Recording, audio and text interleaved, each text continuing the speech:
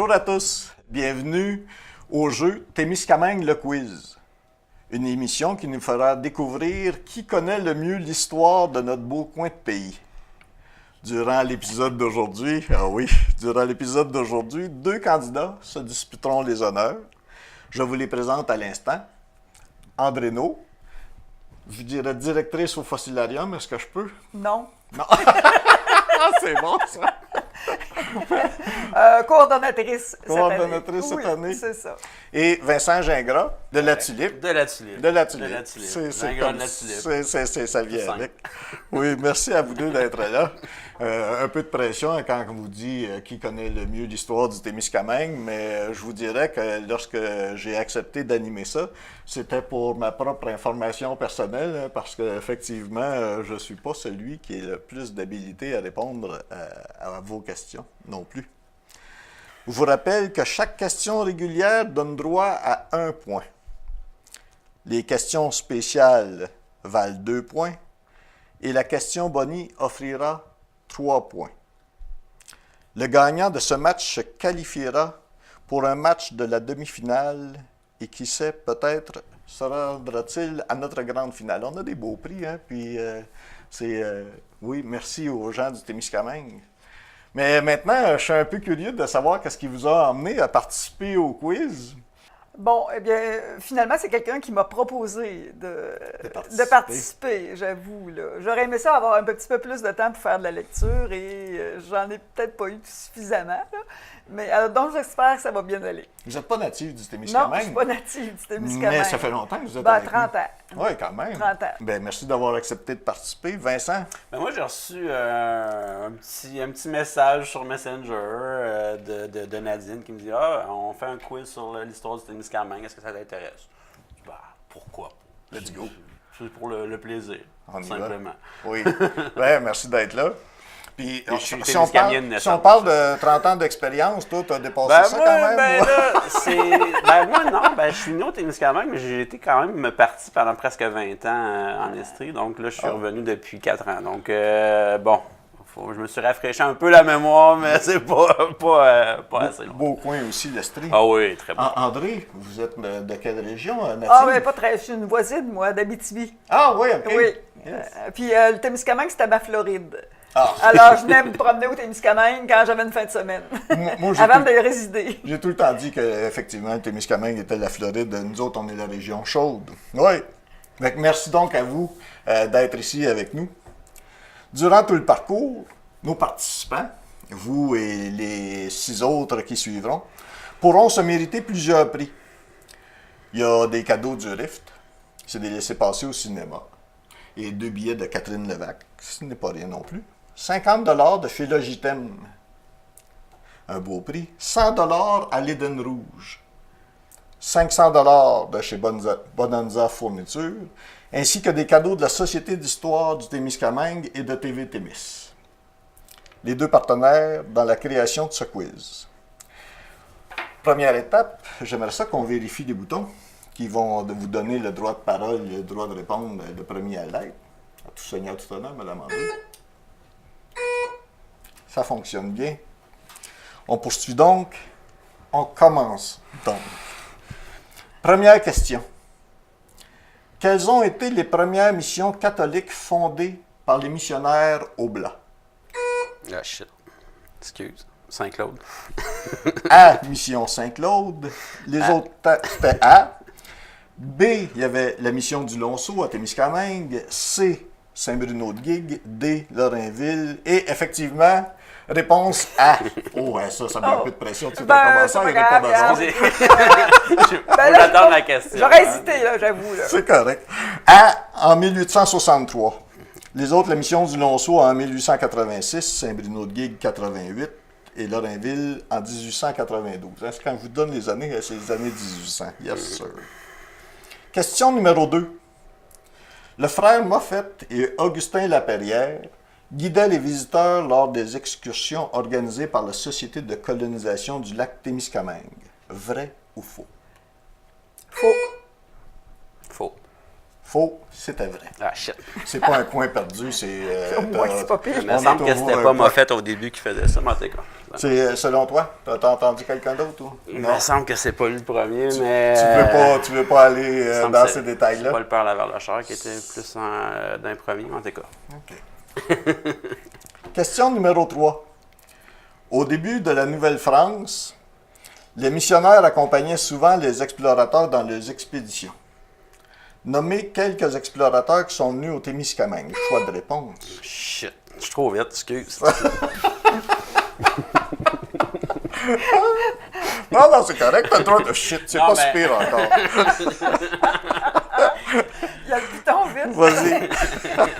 Ouais, t'as la véranderie, puis t'as aussi...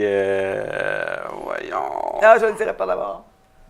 OK, on continue. Choix numéro 1. Ah non, de toute façon, on passe à d'autres. On passe à la prochaine. C'est Désolé. un choix de réponse avec pas de choix de... C'est quoi la réponse? La réponse, c'était en 1686, c'était le Chevalier de Troyes Ah, c'est ça, et c'est- Pierre Lemoine d'Iberville. Ouais. Chevalier de Troyes, j'étais surpris, moi. J'avais Non, entendu ben, ce ils l'ont nom-là. fêté à Fort-Témiscamingue. à un moment donné. À part de ça. Je les savais. Mais bon, Ah, là. pas trop vite. Question à choix de réponse, M. Gingras. Comment c'est correct? Quelle est la signification française du mot algonquin-témiscamingue? A. Eau profonde. B. Eau brouillée. Ou C. Eau sablonneuse. Au profond. A. c'est ça. Eau profonde. J'aurais pu l'avoir, mon David. Hein? Oui, c'est correct. C'est la vitesse, c'est oui, Oh, du bouton, mais c'est pas grave. Prochain, En quelle année le gouvernement a-t-il créé la réserve de Kippawa? Voilà. A. En 1868. B. En 1932. Ou C. En 1974. 1932. Mauvaise réponse, je suis désolé. Tant pis. C'était Une chance en parfaite. 1974. Ah, tabarnak. Même si c'est les vieux, Algonquins, ouais, aussi jeunes que ça, je te dirais, moi je suis plus. Ouais. Fait que- Excuse.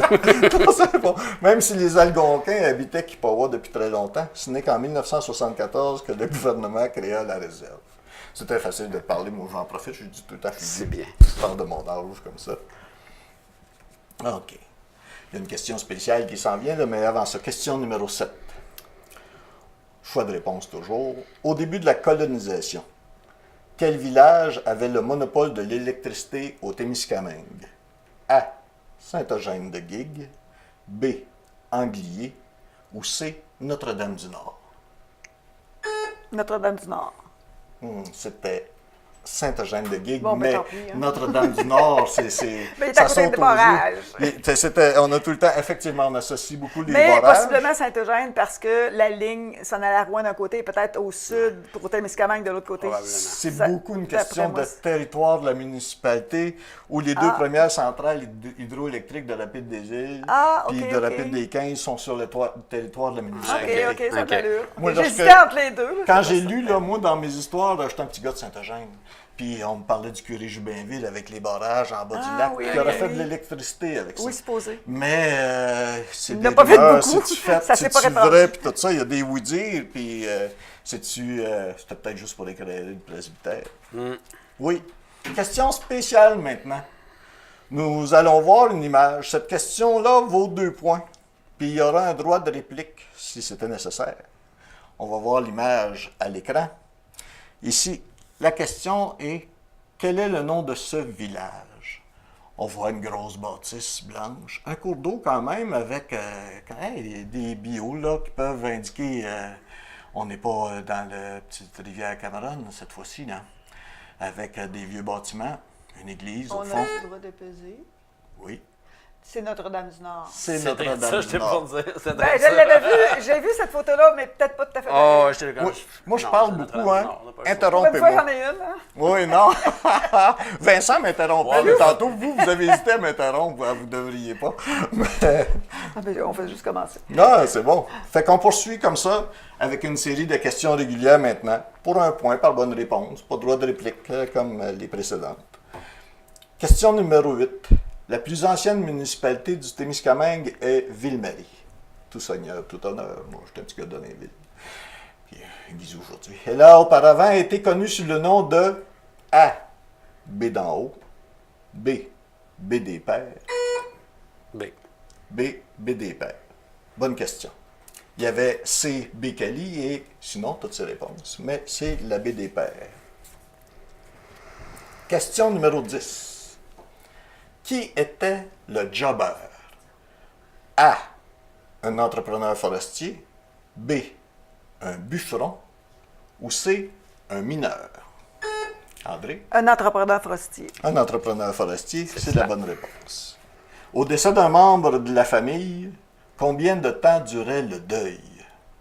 A. 6 mois. B. 1 an. Ou C. 3 mois. 1 an. 1 an. Un deuil durait 1 an. Ça fait longtemps que s'habiller en noir, je trouve, mais tabarouette. Ben, tant qu'acheter du noir, là. Aussi bien de le porter. C'est pas. Ouais, c'est pas. Non, c'est correct. On n'a pas la bonne C'était facile. Question numéro 12. L'appartenance politique se transmettait de père en fils. Vrai ou faux? Ben, c'est faux, là, d'une manière. Mais ça peut être vrai aussi. C'est vrai. C'est vrai. C'est vrai, oui. À l'époque, celui qui, au cours de sa vie, changeait d'opinion était mal vu par sa famille. Puis était accepté aussi avec prudence dans le nouveau parti par l'opposition. Là, on s'en méfiait. C'était-tu un traître ou un judas ou en tout cas, on ne sait pas.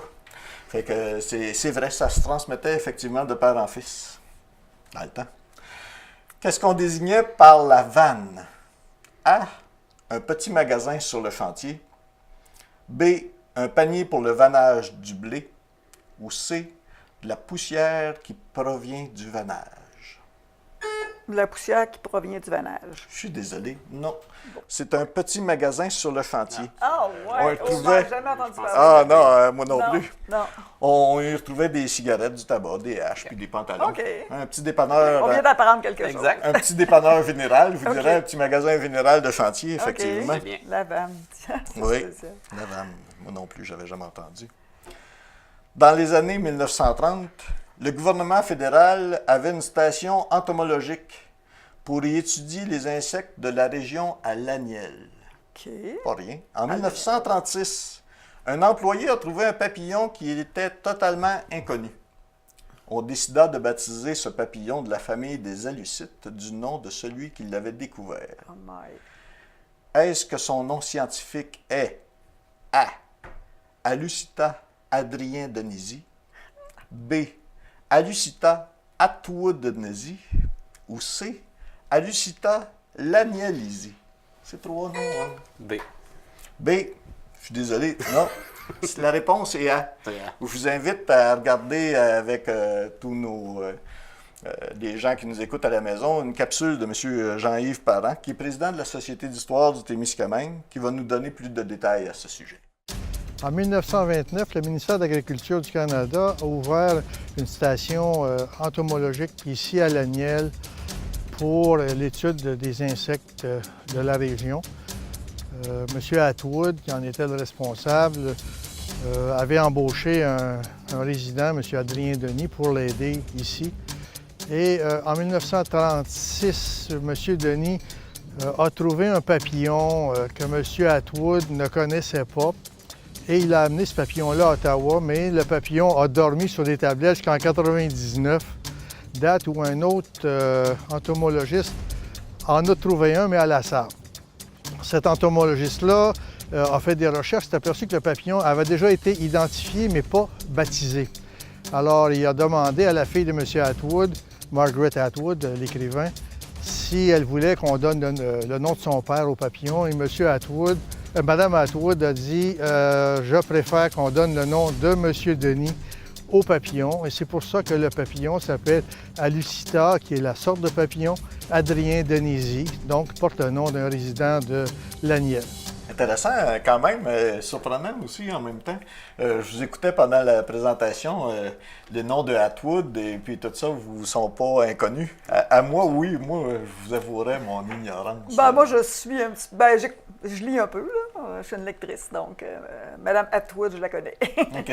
Je n'ai lu des petits bouts. Ben, il y a aussi une célèbre série qui passe aux États-Unis, justement. La Servante écarlate. Oui, exactement, oui. Qui est de Margaret Atwood. Atwood? Oui, Oui, Ah, oui, qui est excellent. Ah Je oui, recommande à vraiment. tout le monde. Oui, c'est vrai. Merci de l'information. Si vous avez quelque chose à nous partager, moi, je vous encourage tout le temps. On revient donc aux questions qui nous intéressent. Et puis, la prochaine question est une question spéciale. Question à 2 points avec droit de réplique. Nous avons ici un objet et je vais vous demander de me donner le nom de cet objet. OK. Vous pouvez répondre. Moi, je vais prendre une chance. J'appelle ça un boulier. C'est effectivement C'est ça que je voulais dire. un boulier. On cherchait le nom. Un boulier, il y avait aussi un abac de ce qu'on me donne comme information. Ah, Je l'ai OK. dit tantôt.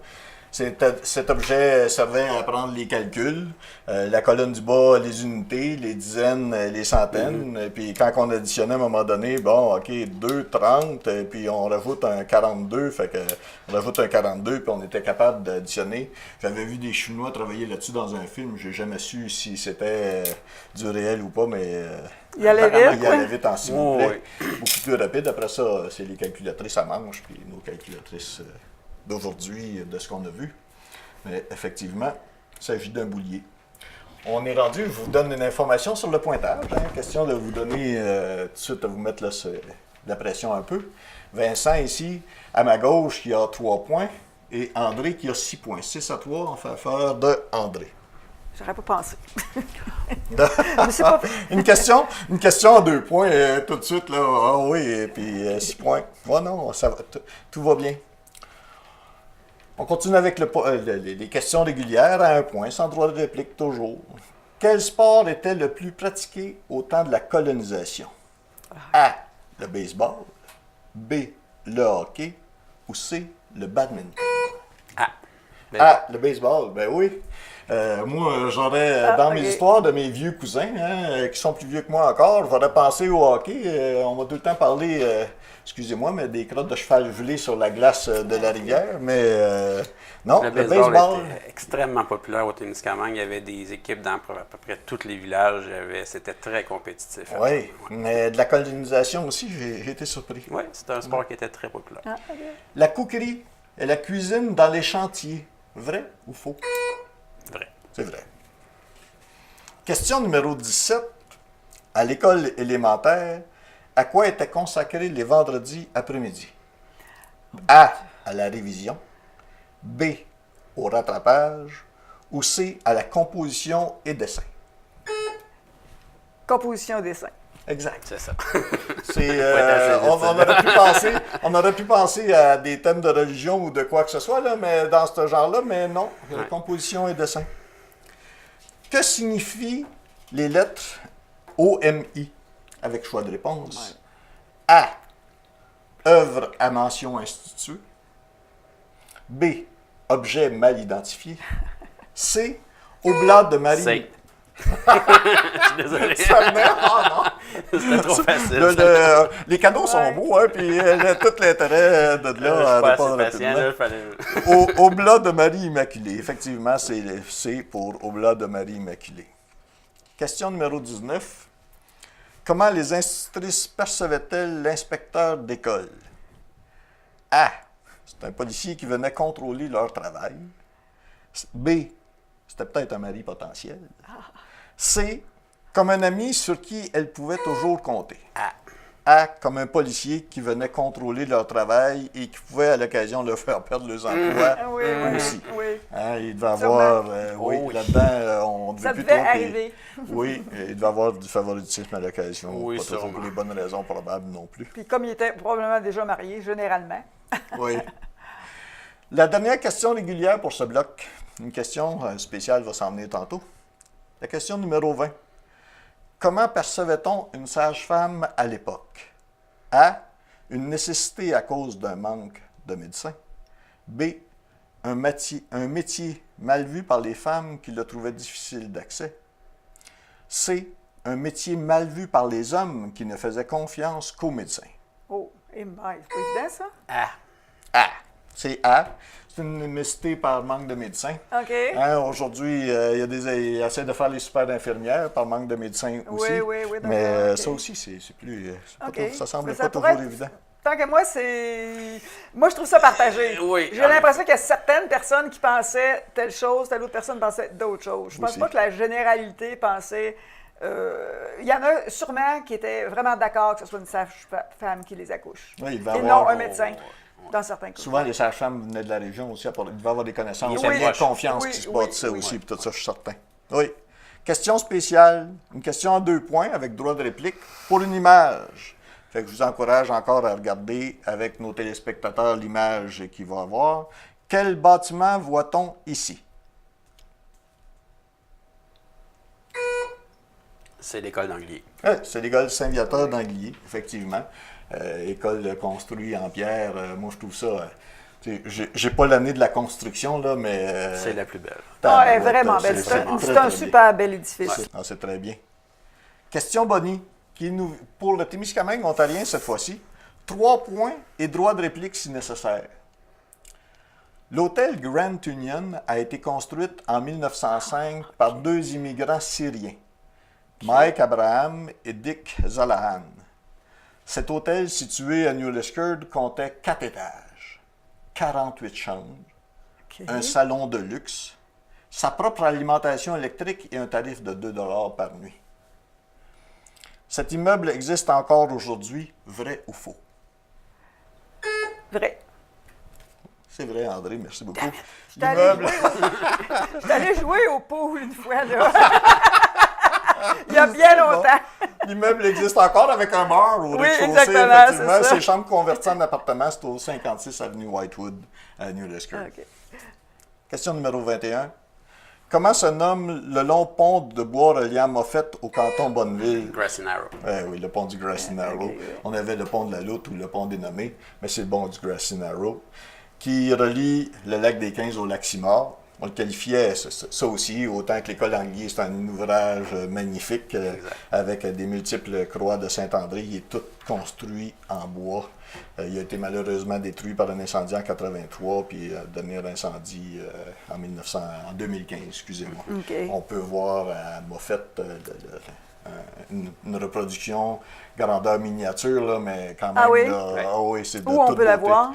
Juste en avant de l'école, elle est dans un bloc de protection, là, vitré, là. Mais c'est quand même un bel ouvrage. Ils n'ont pas fait ça très miniature. Ça vaut la peine. Le restant là, qui n'est pas brûlé va être démoli cette année, je crois. Exactement, oui. Oui, puis ça va coûter, c'est très dispendieux de démolir. C'est pas loin d'1 million $. Oui, il paraît, relié à ça. Quel était le nom choisi par le gouvernement pour la ville de Témiscamingue et que les résidents ont refusé lors de sa municipalisation? A. Gendreau. B. Kipawa. Ou C. Lumsden. A. C'est B. Le gouvernement voulait que la ville de Témiscamingue s'appelle Kipawa, mais la population refusa et obligé ce dernier à lui donner le nom de Témiscamingue. Ah, OK. Question numéro 23. Sauf la ville de Témiscamingue, Saint-Bruno-de-Guigue a été la première municipalité à se doter d'un édifice sportif en 1962. Quel était cet édifice? L'Aréna.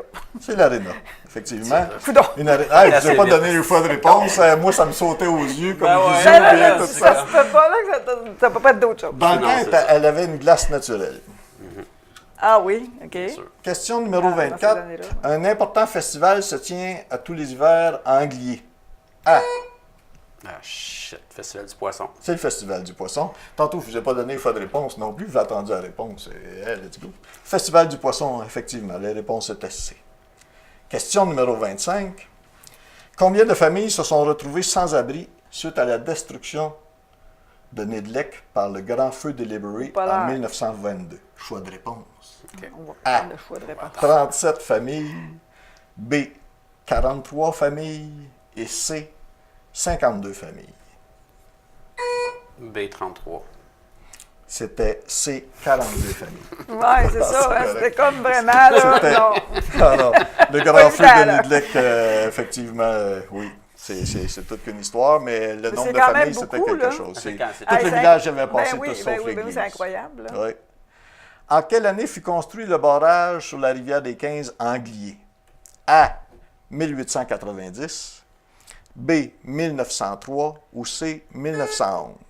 Oups. André? 1911. 1911. Bonne réponse. On dit pas oups, on dit bonne réponse. Non, oui, mais c'est parce que je n'étais pas certaine. Dans ma tête, c'était 1925, puis je pensais que la troisième réponse serait 1925. Bon. D'ailleurs, il y a beaucoup de choses à dire sur l'hydroélectricité, sur les barrages du Témiscamingue.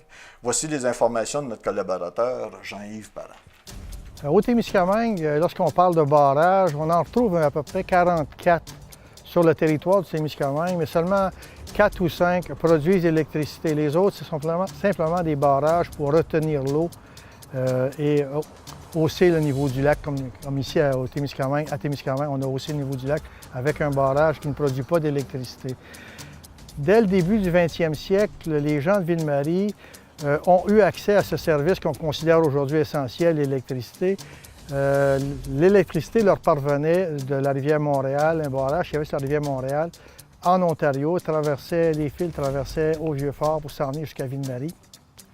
Quelques années plus tard, les fils électriques ont conduit la ligne jusqu'à Lorrainville. Mais jusqu'à tard, en 1948, c'était les seuls villages qui étaient électrifiés. Évidemment, la ville de Témiscamingue avait ses propres électricités pour faire fonctionner ses usines et évidemment, la population pouvait l'utiliser. Et la mine de Belle-Terre avait son propre barrage à Wenaway qui produisait l'électricité pour la mine et pour les gens de Belle-Terre. En 1922, on a construit le premier barrage dans la région d'Anguillier. C'était un barrage de terre et de roche. Et en 1924, on a bâti le barrage, celui qu'on retrouve dans le village d'Anguillier, qui pour produire l'électricité. Les gens du Témiscamingue espéraient beaucoup avec ce barrage pouvoir avoir accès à l'électricité, mais toute la production électrique de ce barrage-là a été vendue à la ville de Rouyn-Noranda pour les mines et au nord-est ontarien comme Kirkland Lake pour la production minière. Plus tard, dans les années 60, on va bâtir de nouveaux barrages ici à Rapide-des-Îles et ces barrages-là vont produire jusqu'à 50 MW d'électricité. Actuellement, le Témiscamingue est un des gros producteurs d'électricité au Québec. On m'informe, game particulièrement serré, 12-12 pour nos participants. J'ai ici avec moi un petit carton de bris d'égalité. Moi, j'aime ça. Oh, ça vient. Moi, ça me soulage, vous autres, ça me vous met de la pression. Mais question. Combien recevait du gouvernement chaque mois une famille de colons pour s'installer à Moffett en 1934? Choix de réponse. A. 15 $ par mois. B. 12 $ par mois. Ou C. 11 $ par mois. B. 12 $ par mois. B. 12 $ par mois. Mauvaise réponse. Automatiquement, on donne le point à André. Okay. C'est comme ça. Le plan Vautrin du gouvernement prévoyait une somme de 11 $ par mois pour aider une famille de colons. Pour une pièce. À s'installer. Merci beaucoup aux participants, puis merci à tous. Vous me permettrez de souligner l'apport des commanditaires, Bonanza Fourniture, l'Éden Rouge, les services informatiques Logitem, le cinéma et le théâtre du Rift et la Société d'histoire du Témiscamingue. Merci énormément. C'est grâce à eux qu'on peut se permettre ça. Le pointage... 13-12 en bris d'égalité en faveur d'André. Le perdant se mérite un laissez-passer au cinéma du Rift, ainsi que des livres gracieuseté de la Société d'histoire que nous avons ici, qui est quand même intéressant. Et puis des accessoires à l'effigie, de Télétémis. Le gagnant repart bredouille aujourd'hui, mais vous avez la possibilité de revenir avec nous à la prochaine étape avec la chance de mériter des beaux prix. Et merci à vous de la maison de nous avoir assistés dans cette nouvelle émission du jeu Témiscamingue, le quiz. Bonne journée à tous.